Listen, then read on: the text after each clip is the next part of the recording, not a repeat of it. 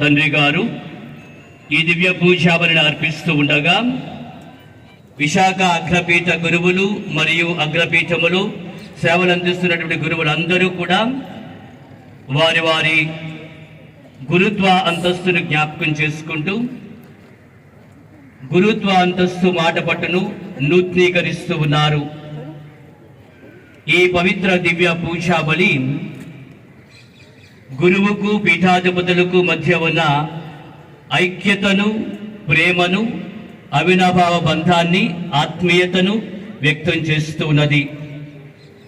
ఈ పరిశుద్ధ దివ్య పూజాబలిలో పీఠాధిపతుల వారు, అగ్రపీఠాధిపతుల వారు వివిధ దివ్య సంస్కారములలో ముఖ్యముగా జ్ఞానస్నానము, భద్రమైన అభ్యంగము, గురు పట్టాభిషేకము, వ్యాధిగ్రస్తుల అభ్యంగనము, ఈ సాంగ్యములలో వినియోగించేటువంటి పవిత్ర తైలములను ఆస్వాదించి ప్రార్థించి ప్రతిష్ఠిస్తారు. మరొక ఏడాది పాటు ఈ పవిత్ర తైలములను మన అగ్రపీఠములో ఉన్నటువంటి అన్ని విచారణలో కూడా వినియోగించడం జరుగుతూ ఉంది. కావున దైవ ప్రజగా మనందరము కూడా ఈ దివ్య పూజాబలిలో భక్తియుతంగా పాల్గొంటూ ప్రతిష్ఠించే ఈ పవిత్ర తైలములను దేవుని యొక్క పరిశుద్ధాత్మ యొక్క అనుగ్రహవరాలతో, ఆత్మవరాలతో నింపి అవి మనందరకు ఆశీర్వాదకరం కావాలని మనం ప్రార్థించుదాం.